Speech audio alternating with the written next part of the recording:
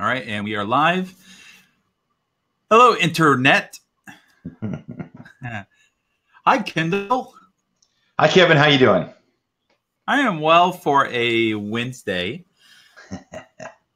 We'll hang out for a couple minutes. Let people get into the webinar. We got a bunch of folks in the chat. So hello, Alan. Hello, Troy. Hello, Sheldon. Several familiar names.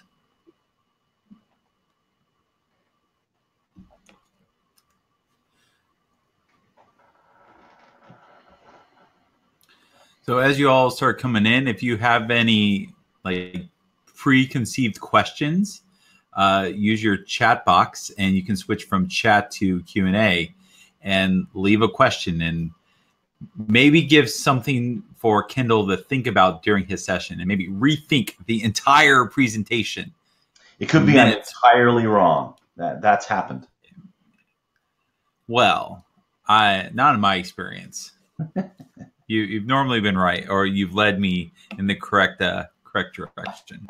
I'm just a better argumenter.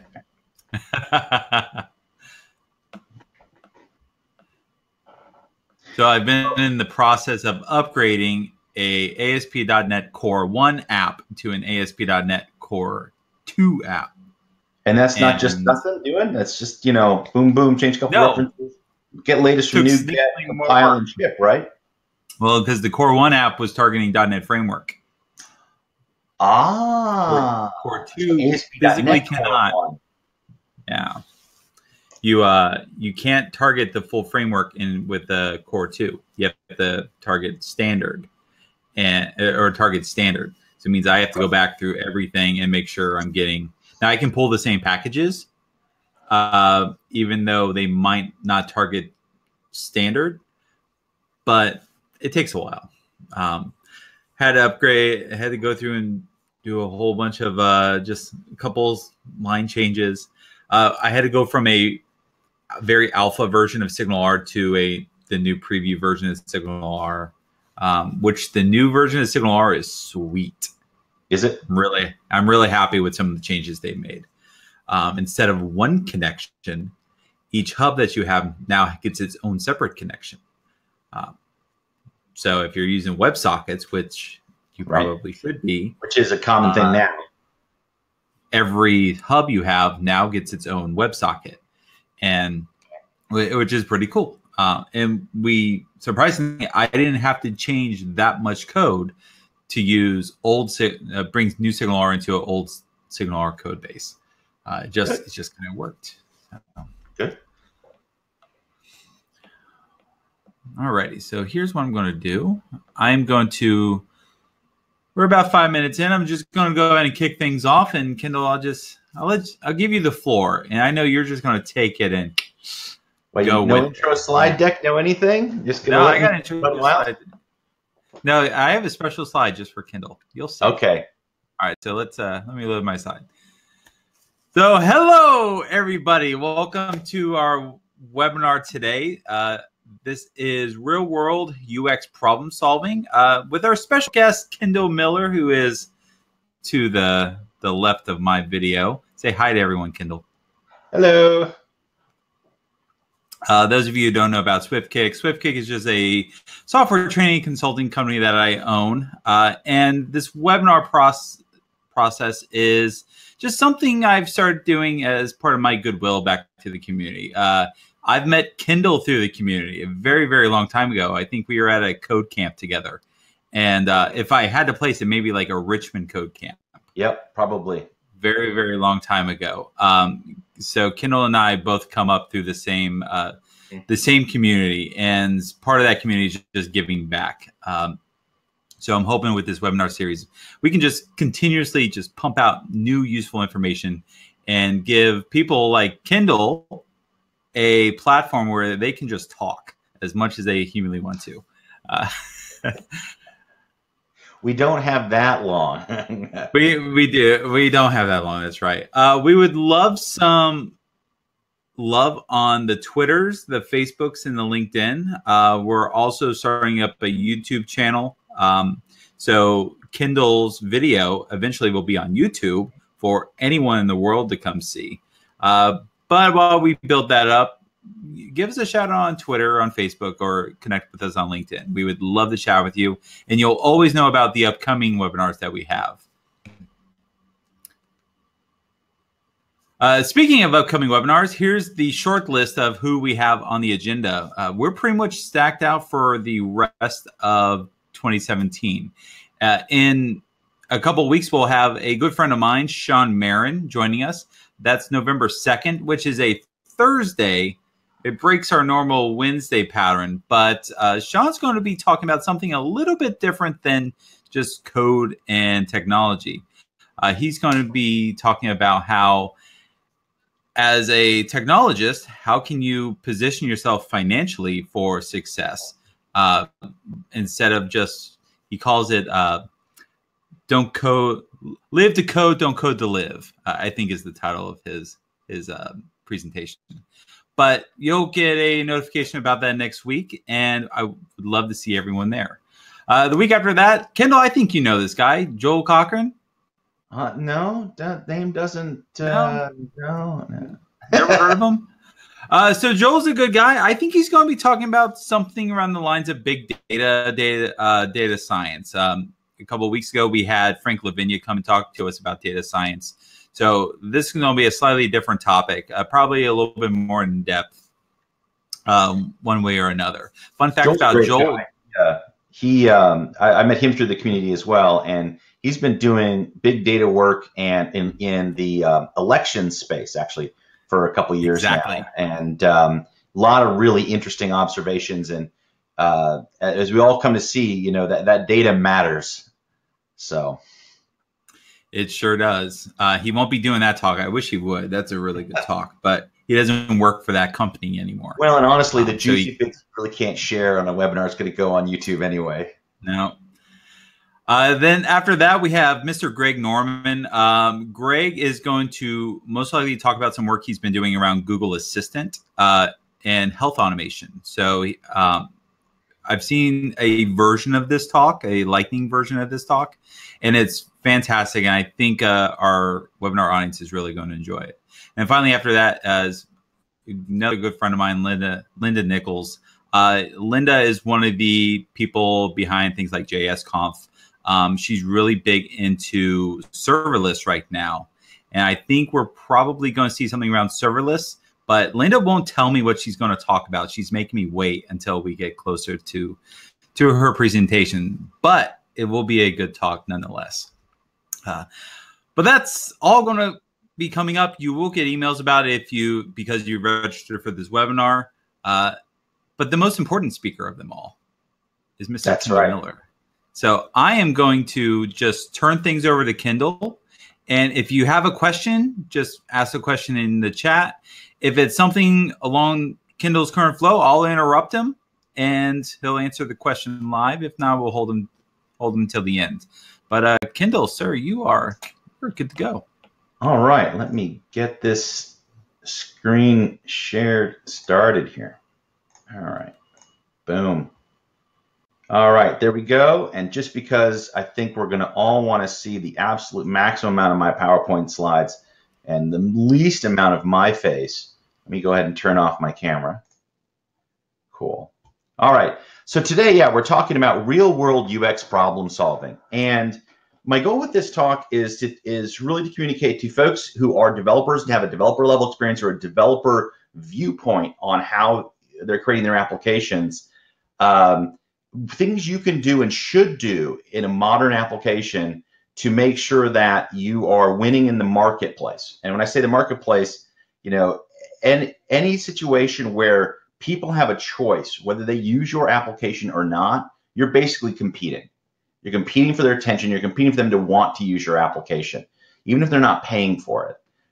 And so in that scenario, you want to meet their expectations, but win with a number of subtle things that can make your applications better without getting into sort of the artistry of user experience. Because user experience is a very strong discipline that requires a lot of understanding to do it well, just like database design or any other specialty. But there are a set of principles and practices you can engage with right now that that will really up your game and produce a better result without having to be that artist or full-time user experience professional.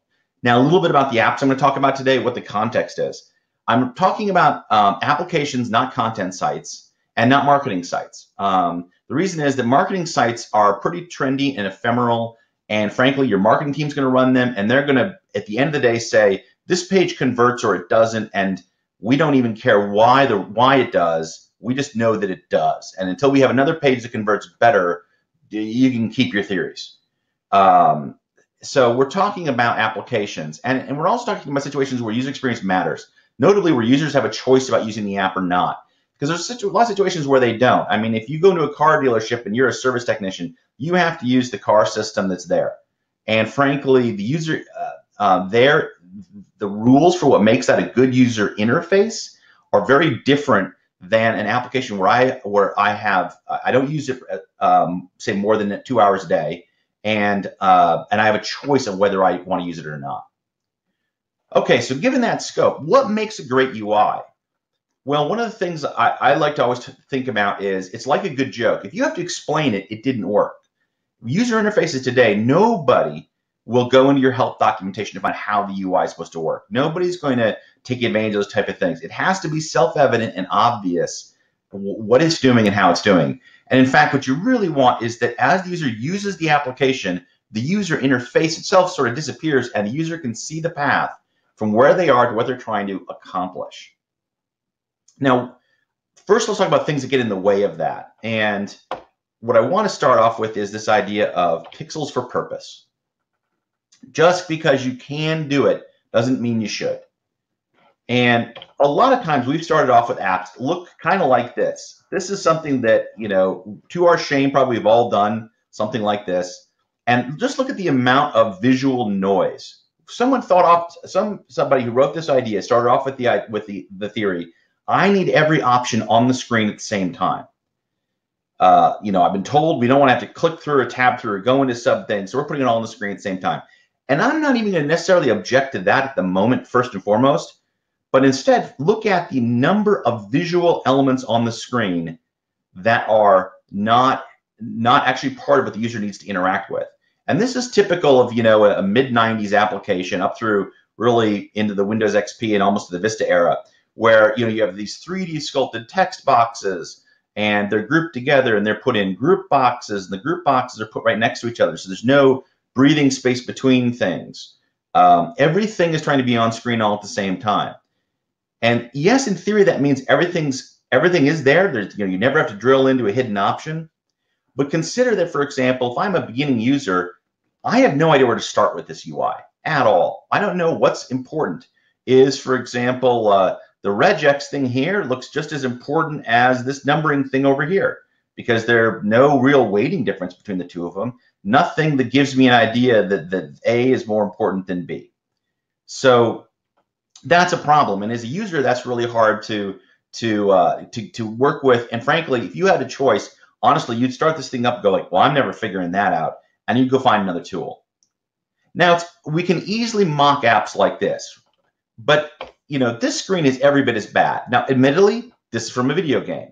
But again, look at the amount of visual noise. Even though this was professionally, artistically done by someone who spent a lot of time trying to make it, quote unquote, look good, possibly even, quote, look flashy.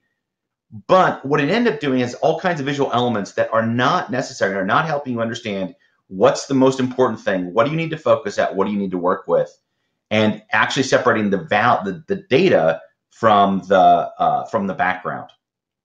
So we need to look at some basic rules for making sure that whatever we're putting on screen, we're valuing every pixel. We're treating every pixel like it has a purpose in our layout. Now, here's some basic rules that we follow that actually we got from a UX partner of ours, because I'm always on them about, give me some rules that I can give the dev team so we can understand sort of how to flow through this. And one of the big things that they talked about was keeping variations simple and keeping them consistent throughout your app. For example, if you want to differentiate text, a great way is with gray variations. You might have dark grays, light grays, but in the end have only 5 grays. And when they say a gray, consider white and black count because they're all in that continuum. So you might have pure black, pure white, and then 3 in the middle, and that's it, the total of them, and they should mean something in your app. So if you think about 5 shades, minimal or almost no extra colors to differentiate things. You don't want to be that light, bright looking game screen. And sizes need to be constrained too. Not more than 5 sizes of text in your application throughout the whole thing. Because as you want your users to believe that differences that they see screen to screen and section to section matter, that there's meaning behind that, and people can't really differentiate more than 4 or 5 distinctions. When it comes to fonts, you really want to pick one font. 2, if you feel compelled to have a different heading font and a body, and I'm not counting the logo or a product name, but pretty much one font. Now, for this in a modern web application, the big way to help you accomplish all of this is use something like Sass. And we use Sass for all of our CSS now because it lets us create variables for these things and refer to things that way. So we're guaranteed we're consistent about it. We're not having to duplicate in different style areas. What is exactly the gray code that is our middle gray, but not the darker gray that we use for this purpose and not that purpose? Sass really helps keep that put together so that as you extend your user interface into new areas, you stick with this. And if you need to make an adjustment, like for example, switch, say, maybe a blue accent or a green accent for an orange accent, you do it in one place and it hits everywhere. So it's a tool that can help. But you want to start with a set of you can see that the concept here is even in a very large application, I don't care how big the app is, holding yourself to this number of things. And maybe growing up to it, started with 3 and get to 5, but not more than 5. Now, that's one aspect of it. But let's look at an actual application screen. So here it is, an application screen, and we're demonstrating in this. This is actually from our Loupe application, but I'm trying to demonstrate what do you do when you have 1,000 things that the user can do. You want easy things to be easy, but hard things need to be possible in your UI. And we don't want to do it by just slapping buttons everywhere like that first application we saw. So instead, a real common pattern is to break things into 2 groups. Super common items that are directly accessible, like this guy, 1 or 2 commands. Like in our case, we know if you're on the active issue screen, it's an open defect. 10 to 1, if you've gone back to this thing, if you're going to do any change to it at all, it's probably to resolve it because you've just addressed it. Our telemetry tells us that's overwhelmingly the most common command. So we make that a direct action. And everything else we put in this drop-down menu, which isn't normally expanded. So as a user, people actually get pretty good at this idea of looking at a small set of things. And when I say small, generally the rule of thumb is 3 or at most 4, but generally 3. People like to pick between items of 3s. Look at up to 3 things and say, is it A or B? Oh, it's not one of these, it must be else. Because it's a 2-stage decision-making process that works well for people, and they can do that. So you can have 1,000 options, but you pretty much you need to be able to know what's the most common thing that's going to happen, what's the most common thing that you want to do, and make sure that that gets in front of their face first. Now, let's say that you have a number of, there are other cases where you're not bearing the commands, and I'm going to give you an example of this in a minute, and we get into how do you handle scenarios where you want to enable and disable items. So in this case, we're looking at total commands for manipulating a entity. Since you have so much data on the screen, we have to be careful how many commands we show so that it doesn't just detract from the data that they're trying to look at. But let's look at a quick demo for a rule on disabling or hiding. So when we talk about disabling or hiding, what we really are talking about is if you have a bunch of options, what do you do with them? Do you just slap them all up and disable the ones that can't access? Do you not have them be visible at all? What have you? So let's go ahead and pop up. Here is an example. In this case, it's with a list. And this is a situation where, because we have a list of items, having a set of buttons and actions that applies to the list makes some sense. As a user, I get the context of these relate to this.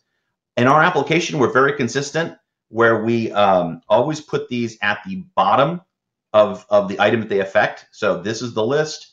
All of these go to the bottom.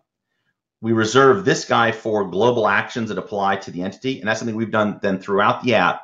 Consistency will help users dramatically because whatever rules you have, they'll learn very quickly those are your rules, and as long as you follow them, they'll find what you're doing intuitive, even if it's fairly complicated. Now, in this case, I can't do anything with these guys if I don't have anything selected. So if I unselect items, you notice they're all disabled. And the reason they're disabled and not hidden is that there is an action I can take on this screen that will make that option work. If we just hid them, then as a user it can get confusing of, I go to the screen, is there anything I can even do? What could I even do here? Why would I even bother selecting one of these things? So if I don't have, if they're not visible, I have no idea where the commands are. I might go looking up here and I don't see what I want, and then I think the app can't do it. So having them disabled down there, now when I click on something, we actually had a little language tag here, so you know how many I've selected, and now they've enabled themselves and I can take an action. Now what's interesting then about this, and I'm not going to quite hit it on this one case, is you notice we have delete enabled. I happen to know the item I've selected can't be deleted because of a business rule, but we've still enabled delete. And the reason for this is that the complexity of that rule is not something I can obviously fit into a tooltip to explain to the user why this particular one they've chosen can't be deleted. So instead, we'll actually defer that until we hit the button, and we'll display a message for them saying exactly why this particular item can't be handled. And that's to try to balance between making sure that users can find what they want to do and then self-correct their actions without simply thinking the application can't do something or invoking your support team to find out how. Now, I'm in as a project manager for this application.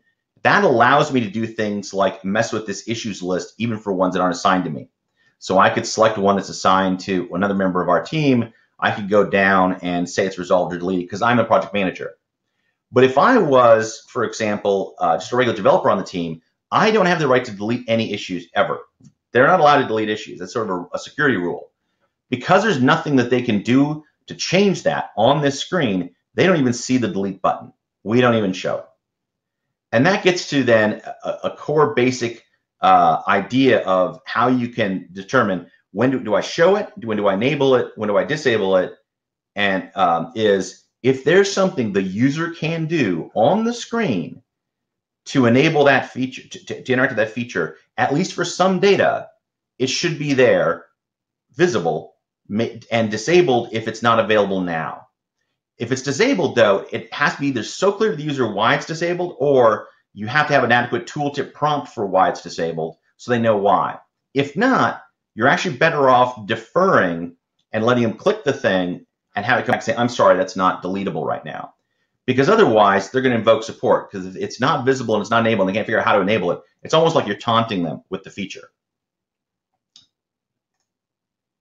All right, so let's get back into this guy.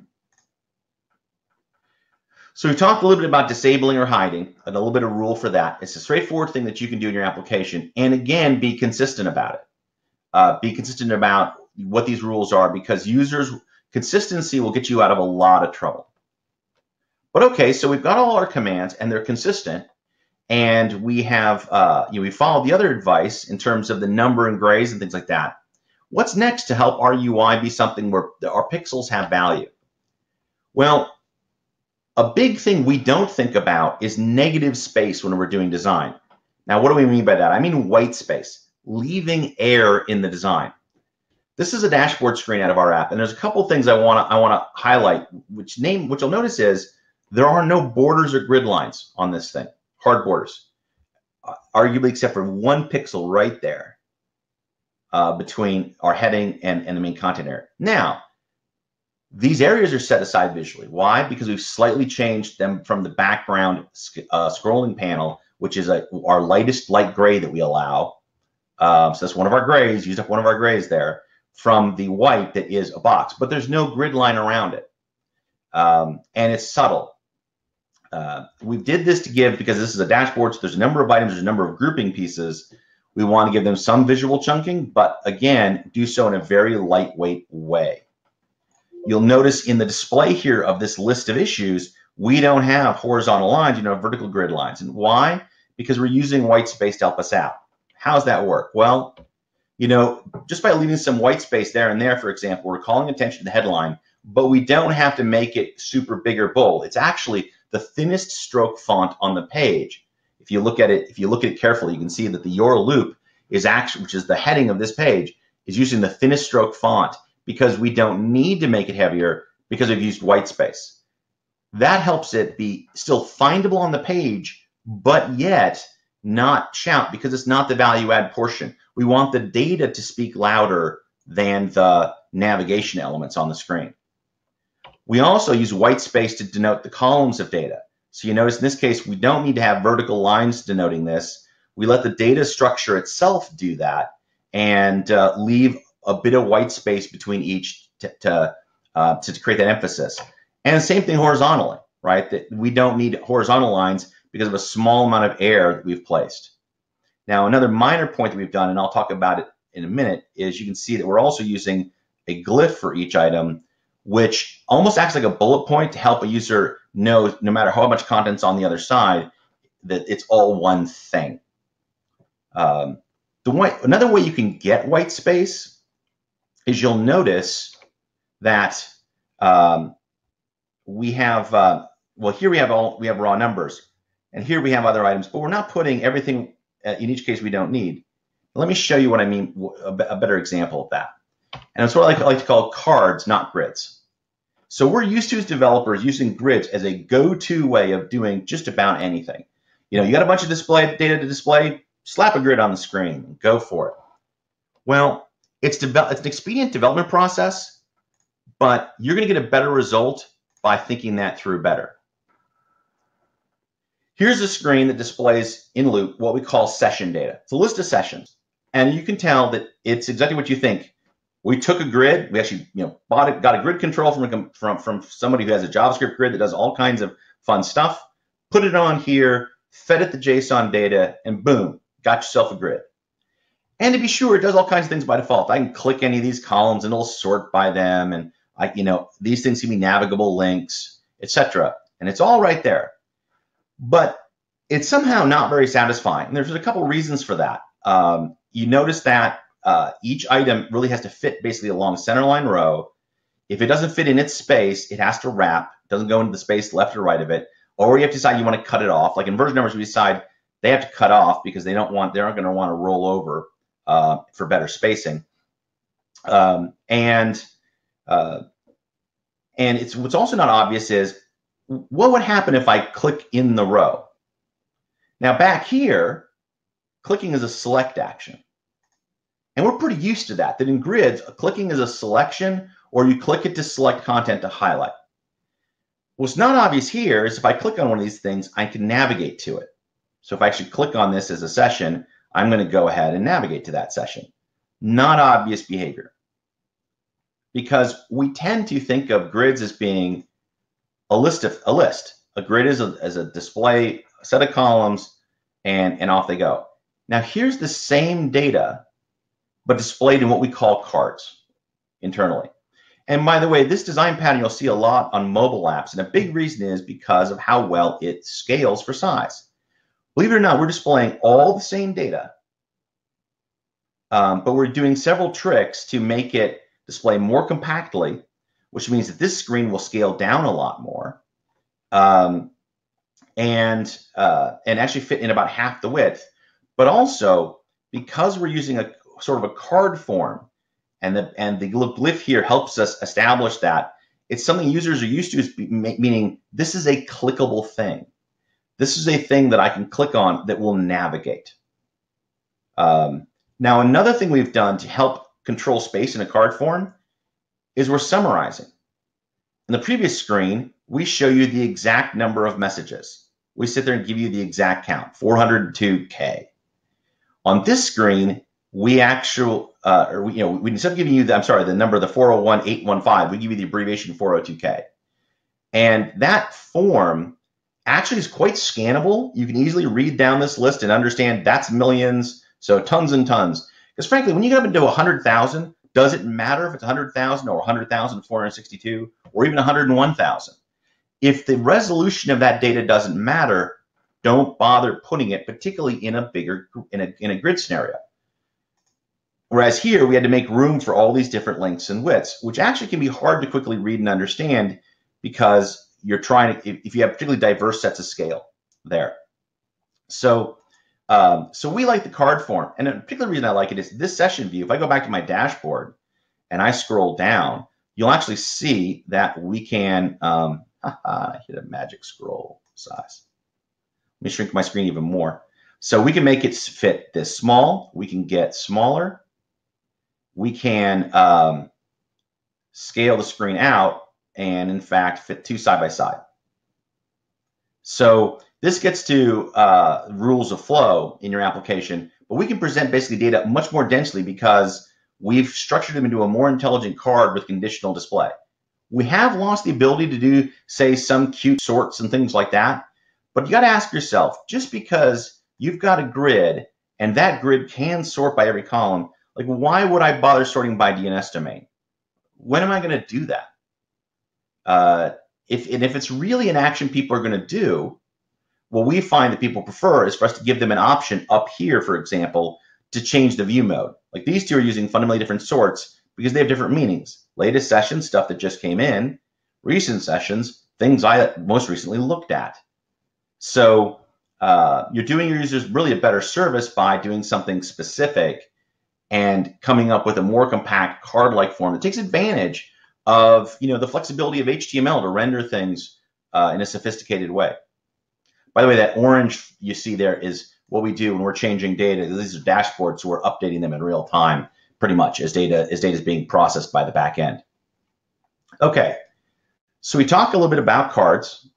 Cards, not grids.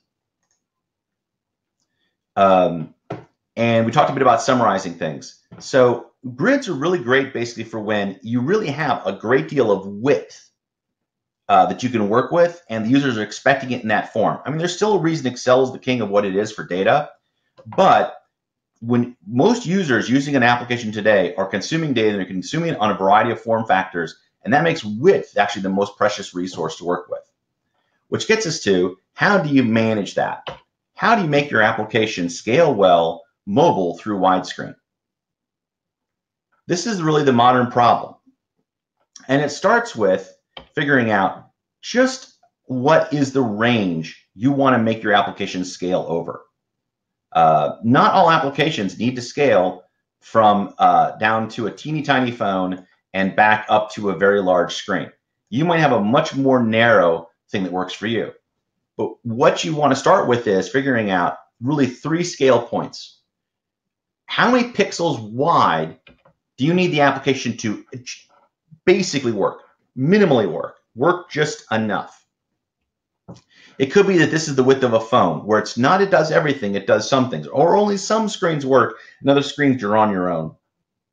We don't bother scaling them, but but how many? What's the width for it to minimally work? From there, what's the width where everything works? It all works. It all fits. So we've got sort of the minimum size, everything functions, and then the maximum we're going to take advantage of. Because it turns out that just like crushing things down can mess up a user interface, you really want to let things go infinitely wide. Because then if users are literally having to turn their head left and right to look at your application, they're not going to like that. That's not a good experience. There's a reason that, you think about it, books or paper is in a portrait form and not a landscape form when we're reading and writing it back and forth. We want to move our eyes, not our neck. So you want to have in your application these 3 breakpoints. And now there's a couple ways you could look at this, but let's just start off with an idea. For example, let's say you want to target phone up through PC. Well, an iPhone 6 is 375 pixels wide. That's how many essential pixels you can target when you're creating your application for a mobile phone. And maybe that's your minimally work size. At that size, a user could use it, at least enough of it to do what they have to be able to do on a phone. Because after all, maybe they're not doing it. Maybe not everything that your app does is reasonable to do on a phone. Then you get, say, an iPad or a tablet in landscape mode. And actually, an iPad's narrower in landscape than most are. It's only 1,024 pixels wide. And that maybe is your everything works width. Or maybe you use a little narrower for that because you know your audience a bit better, and maybe you need that to be around 600 or 800. And then finally, what's the max bay, which you're not going to be taking advantage of any more width over that. And really the biggest I've ever designed for is 1920, because that's what I've designed dashboards specifically to go on people's 16:9 screens that they've got mounted on the wall of their workspace or something like that. But these are not necessarily dimensions, but think about the fact that this is a huge range, right? We're trying to make an app work from, in this case, if I'm going from a phone up through a high definition screen, 375 pixels wide to 1920 pixels wide. And that requires me to have a certain amount of design mentality up front to make that work. It's really pretty hard to retrofit into the HTML, CSS design structure of your application. So where do we start with that? Well, the first step is create some consistent width breakpoints across all of your components. All your components so that they lay out well. Because as you go between these size boundaries, you want the application to smoothly relay out and then fit a size. You don't want some things to resize at one and then a little later a couple more do, so that the app is always scrambling to sort of reflow itself. And a good example for this would be, say, 350 pixels or so for the minimum, then say 500 for your minimal it works, and it's maybe 1,000 pixels your max width. So if you've done some, if you do some real work on an application, this set of 3 breakpoints might be a good set for you. But this is another thing to, again, put in your SAS file so that you're consistent about it. Now, so for example, one of the things you'll notice here is that I have a 350 and I have the 500, which is half of my max width. And that's deliberate because it means that, for example, that certain width of set, we know that we can double things as we can put 2 things side by side, for example, at the maximum width. And we don't bother going over that because, again, users aren't going to swing their heads left or right, stuff like that. Or we're certainly not going to design a single component for that big. If I wanted to go out to 1920, I might have a 1,000 wide component and a 500 wide component, a 350 wide component, or something like that, scaling out. But by keeping things to common sizes, I have a reasonably testable set that I can make sure that my layout scales down and scales up. And speaking of layout, a big piece is you want to make sure that your layout is done in the CSS, not in your markup. Now, what do I mean by that? This is actually a snippet of the Angular HTML from our application. And for all of you who don't like Angular, ignore all the Angularness of it. But there's a couple key things that go on. We use actually a style called a panel wrapper and dashboard section to basically create, panel wrapper creates a horizontal band in our UI, and then dashboard section creates a vertical item within that. So dashboard sections, that in our case is that's tied to our 500 pixel wide or so breakpoint. Panel wrapper has a max of 1,000 and it has a certain height rule to it. But at the same time here, you'll notice I'm not using tables. This is not a situation where I have a table reflowing these items. Now I do have a table in the content area. That's okay because this is a single item that cannot reflow. So this little table here of data, it's in the middle of it. That's fine because again, we're not reflowing on that. That's not an item that can be reflowed through the UI. It's a non-breakable item. But we created enough breakable items and they read in order. So if you actually stripped away the style sheet, the content will actually read correctly and be in the right order. You won't have situations where, say, 2 items that are visually to the left and right of each other are in completely different parts of the file. And that's important for accessibility because screen readers, search engine, things like that, go through this stuff without the benefit of your style sheet, without the benefit of your JavaScript, and they do it in order. And so you want to have that flexibility in your design, and you really want to do it again in your SAS, in your generated CSS. So what's an example of this? Now I'm actually going to pull something from our marketing site because our marketing site, we really go the full distance on this. So for example, here is what you would see if you pulled up our pricing site on a phone. And you can see, in fact, that, yeah, I have at the top, I have the company logo. There's the hamburger menu for something's compact. My sub nav is there. Everything else is flowing down. I can see a single pricing item. If I were to push this screen up, I would see the other plans in boxes underneath it. Now, if I had an iPad in landscape mode, this becomes actually, all three are now beside each other.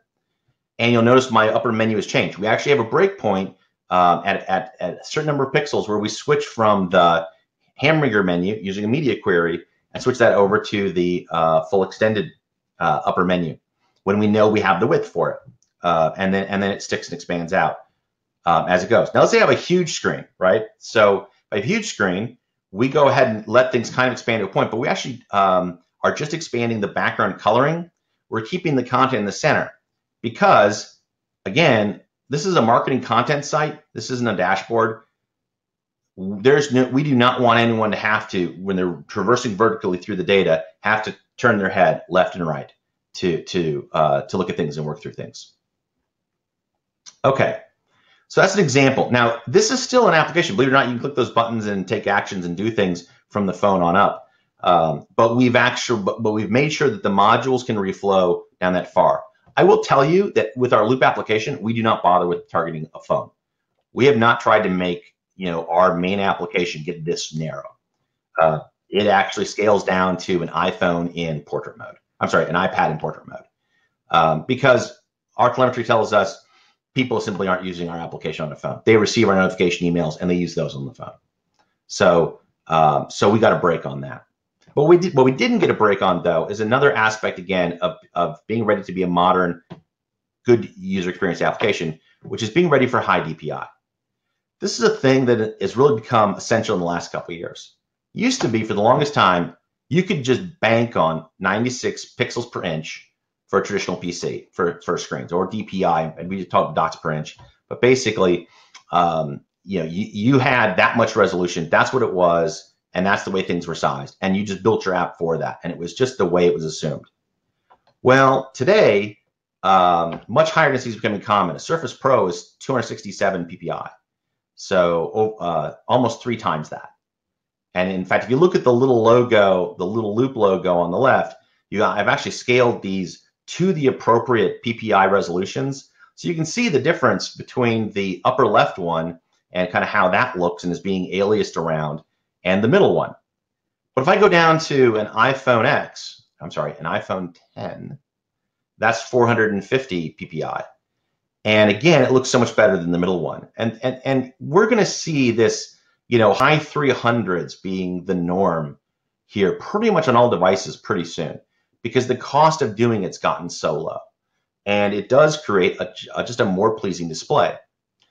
But that's not nothing for you as an application developer when you're trying to develop your user experience, because you've got to make sure then you're not you're doing things that can actually scale across this PPI range, and it's really useful. So you say like, well, Ken, okay, I can see you've done it with a logo, and sure, it makes your logo look better, but like, show me the value.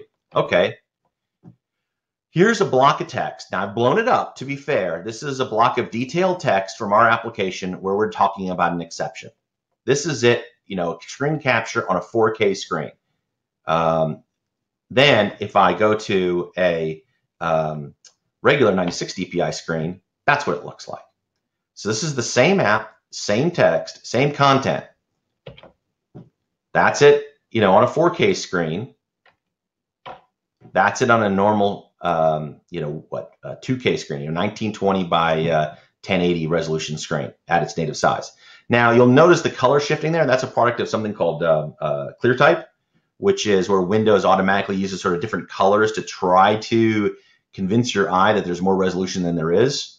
And you should see how bad it would look if it didn't have that on. But this matters. When you're trying to read the text, if you zoom out, this is a far more readable text than this is in the details. And it means we can use a smaller font size. And with a smaller font size, we can put more data on the screen and get more value on the screen without having to have the screen feel cluttered, because we've got a higher resolution. So as a developer, what's this really mean for you in practice? Well, one of the things is you simply cannot have raster graphics. We're used to raster graphics. Raster graphics are, normal bitmap graphics. Instead, you need to use, if you're going to have a graphic, it's got to be an SVG or something like that that's scalable. So in this case, you can see that with an SVG, I can keep blowing up that logo as big as I need to, and I keep getting more and more detail because what I've got is a description of the shape of the logo, not actually specific pixels or a dot matrix of the image itself. No raster graphics.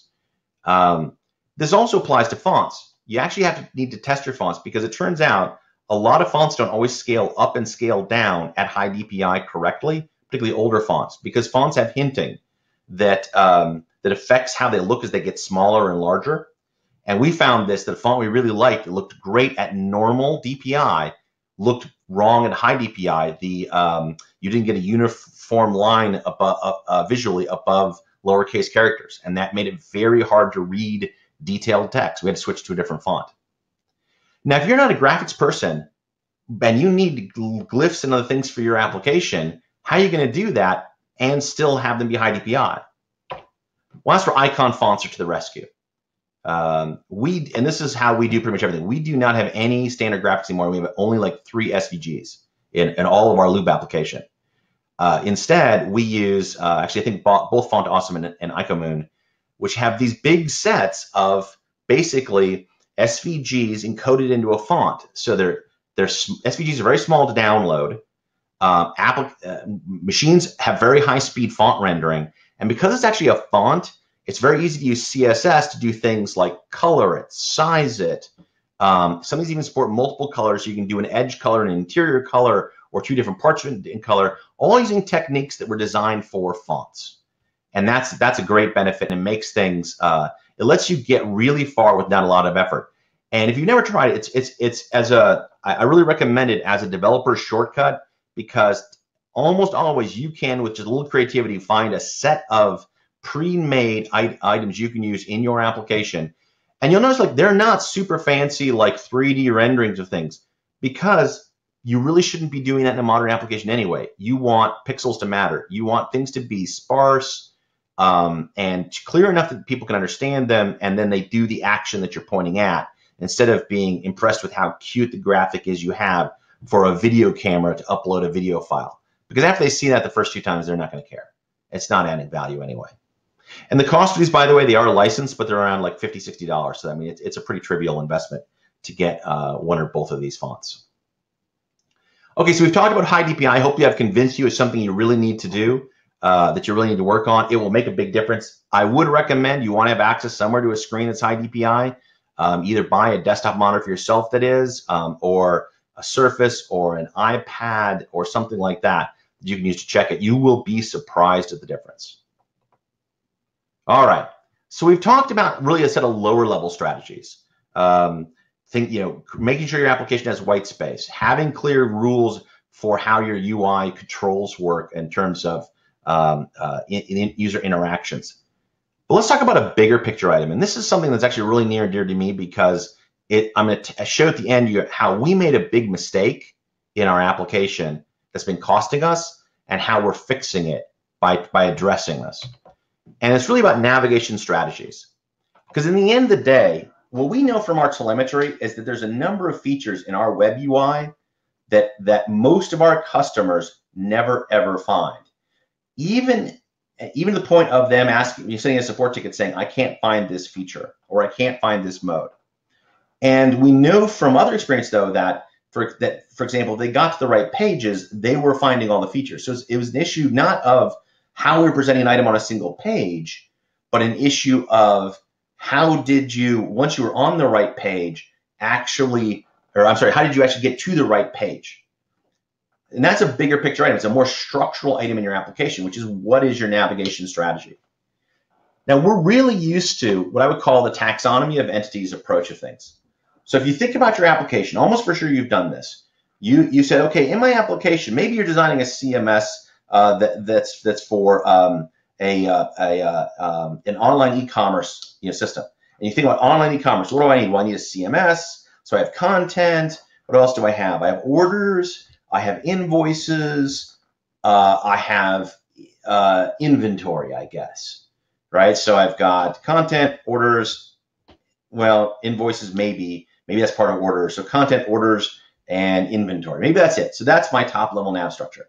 we're really used to that idea. It's something we see all the time and we do all the time. And, you know, so for example, here's Bitbucket's menu. Think about, we use Bitbucket for all of our private Git repos. They've done exactly that, right? What are the entities in Bitbucket? Well, first and foremost, repositories, your Git repos where things are stored. They let you structure those in projects, sure. What's the thing other than a repo I can create that's an artifact of Bitbucket?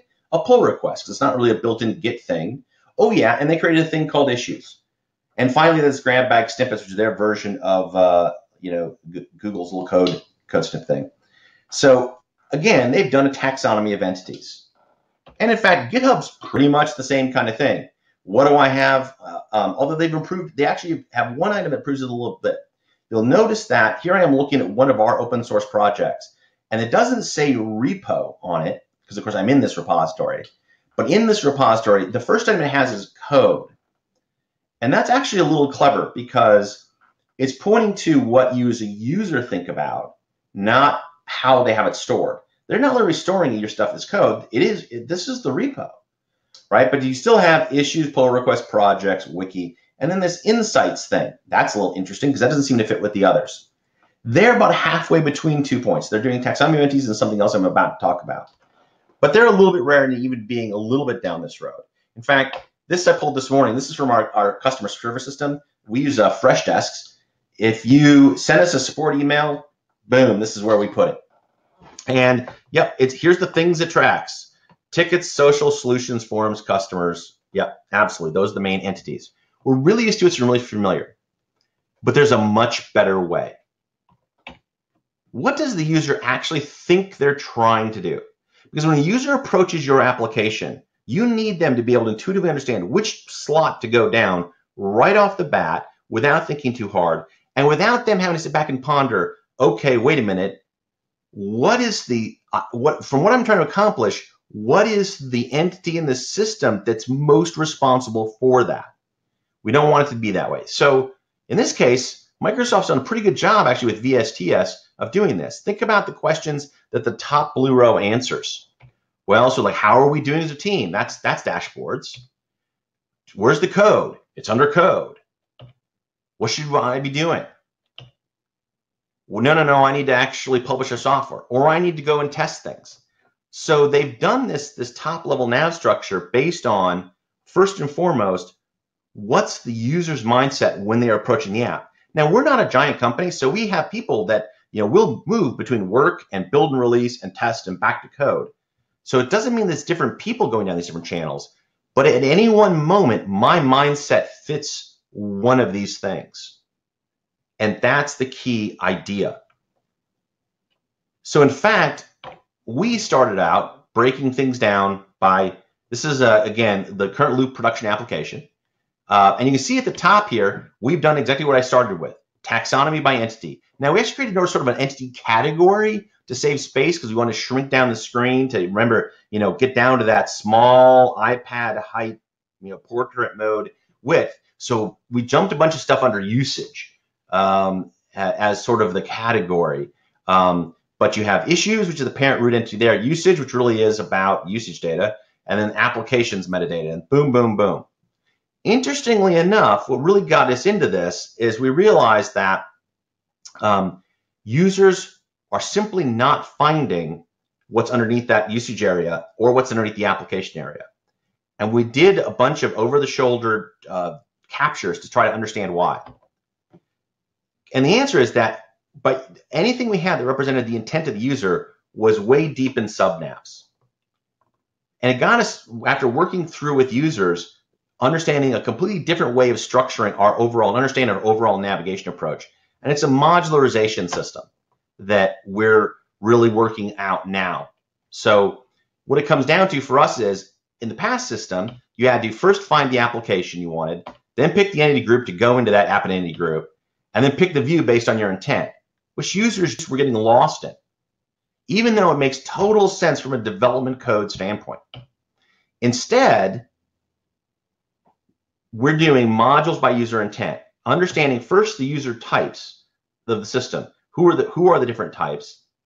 What are their perspectives? for these different types of people interacting with a system, which are the different perspectives they bring or mindsets that they have to give them time, and then creating modules that align with those mindsets. Okay, cute. I just made a 3-bar thing with a bunch of words. You're sitting there thinking, this is meaningless. How would I ever apply it? Well, let's do it. So for example, for us, we identified these types of users that use our application. And it's a wide range of stuff, from ops engineers up through division managers use our app.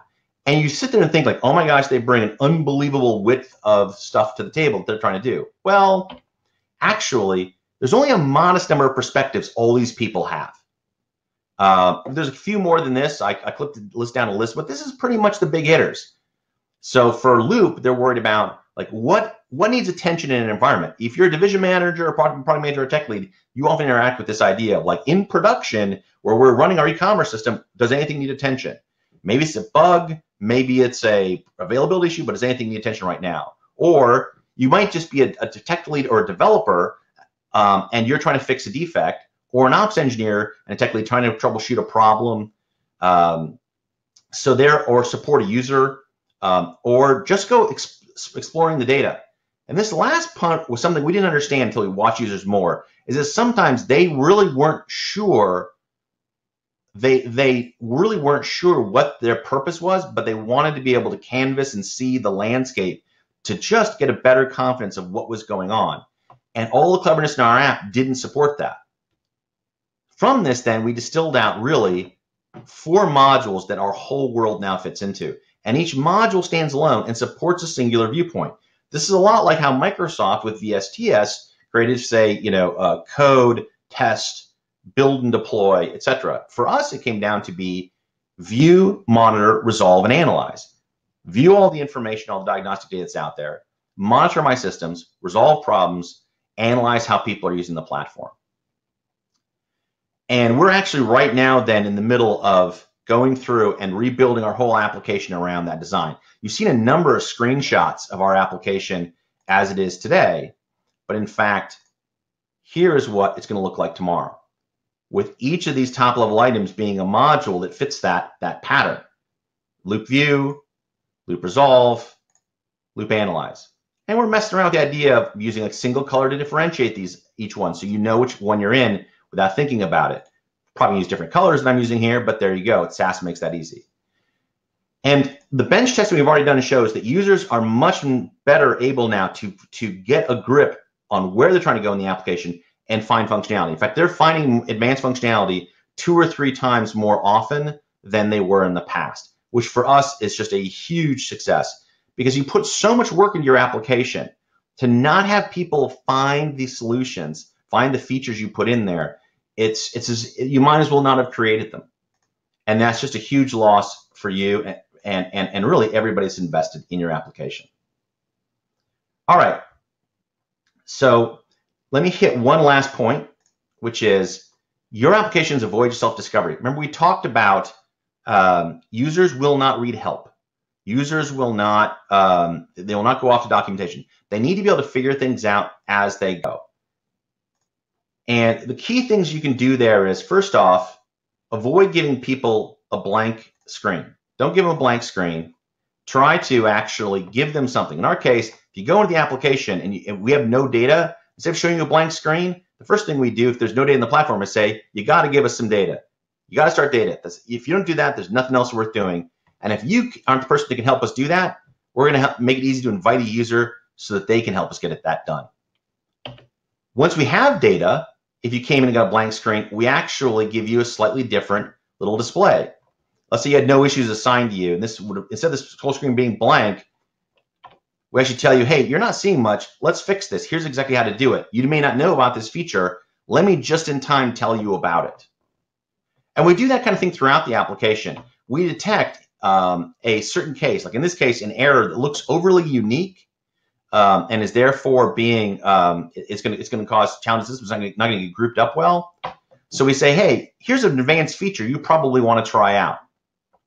The key thing is, each of these things you've just seen does not interrupt the user workflow. You may have seen applications where the first time you start them up, they go out and they display, like, make you click through 15 things to actually get to use it in the application. That's just annoying. You are not actually providing help to the user.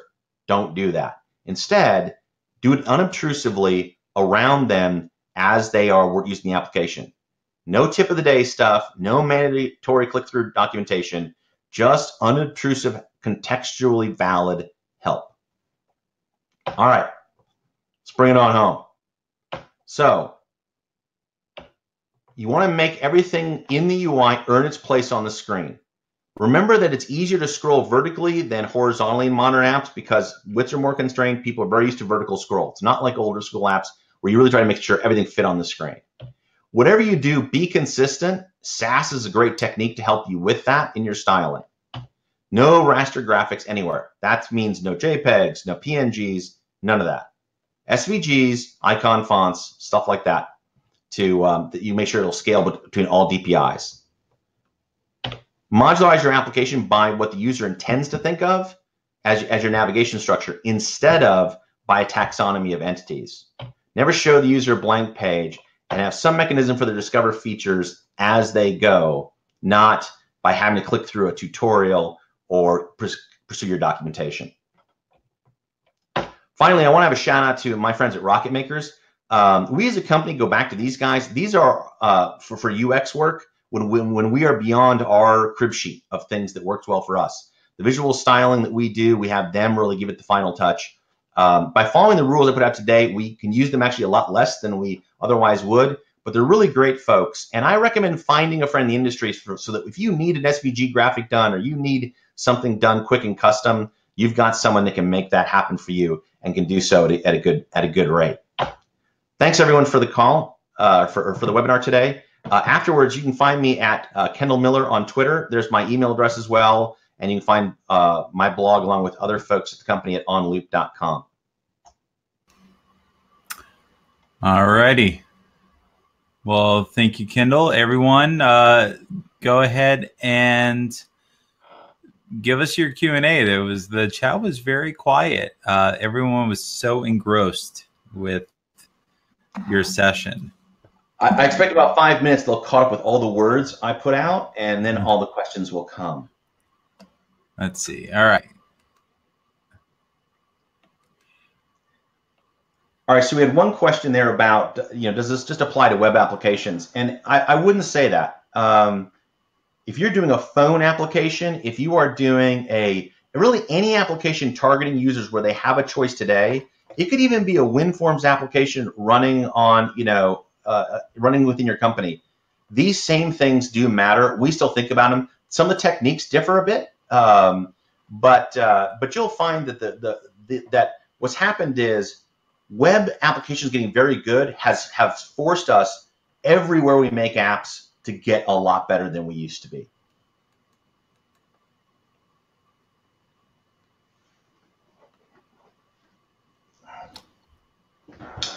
All right. Anyone else? Now's the time. Or you have to bug Kendall on Twitter. That's right, which you could totally do. Kevin, I know when we were talking on the drive up to Tech Bash, you had a couple of elements that you were really kicking around where there were UX problems that you thought this content related to. I don't remember that conversation. We're talking about discovery and taxonomy, which as applications get bigger and bigger, that just becomes something that gets harder and harder to deal with if you don't think about it up front, if you don't organically ponder what the scope is of what you're doing.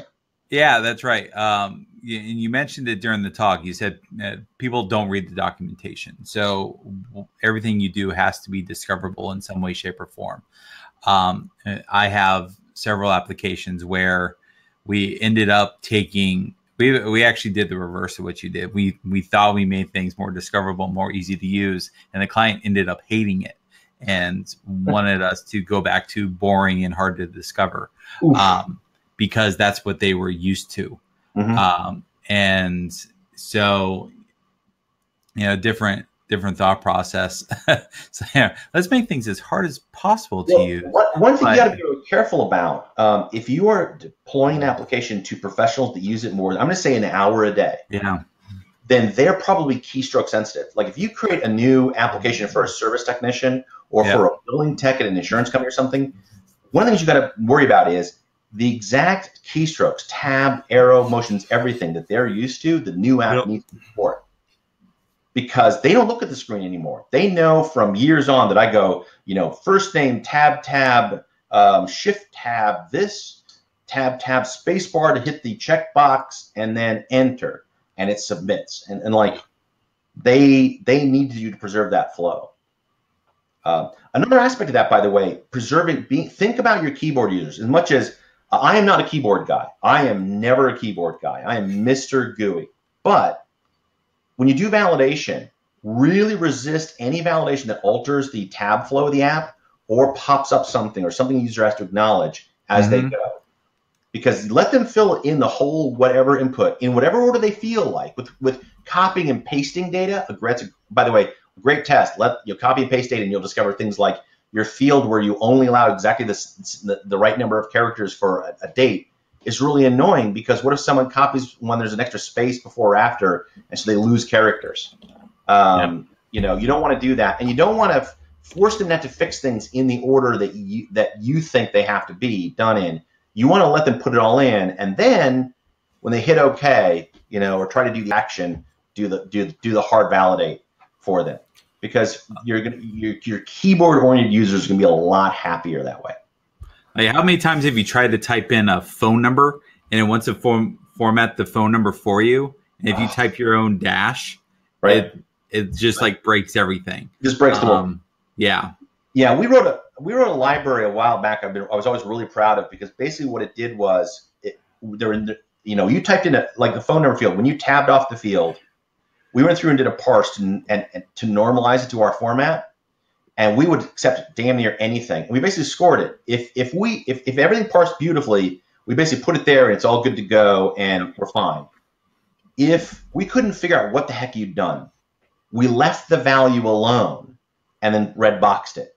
But if you put in a value, unless you put it in with that, let's say you just put in the numbers, you know, 443-738-0682 with nothing, and we would then, as soon as you tabbed off the field, we display it with the parens and the hyphen. If we parsed it correctly. So you can see like, oh yeah, it's exactly the format they wanted it in, and I didn't have to put it in that form. And if we didn't change it, you knew we couldn't parse it. Like, you knew it was going to blow up by the time you got to the end. But we never, you know, we allowed extra width of characters because people will have leading trailing spaces or stuff like that. All these things in programming you think you're putting in because like them's the rules and you're helping out. You're not. And you learn real quick when you start watching users over the shoulder, doing a recording and watching them talk out loud as they try to fill in your form. Copy, paste, and keyboard oriented are big things to try out. A lot of this stuff. Well, all right. Well, we'll go ahead and sign off because there's no more questions rolling in. Thank you to everyone for showing up. We really appreciate your support. And watch out in the next couple of days for announcement of our next webinar with Sean Marin. I would love to see you all there as well. And thank you to Kendall for joining us. And, you know, Kendall, you're going on the list, and maybe in the next year or so, we can get you back to do another webinar. Love it. Love to. We can do a follow-up to see if our grand modularization redesign really paid off the way we think it's going to. We'll do part 2. And the lessons learned. Lessons learned. Lessons learned from the lessons learned. Yep. And never-ending process. That's what user experience is all about. Well, fantastic. All right. Well, with that, thank you, everyone. We'll see you back here in a couple weeks. Sounds good.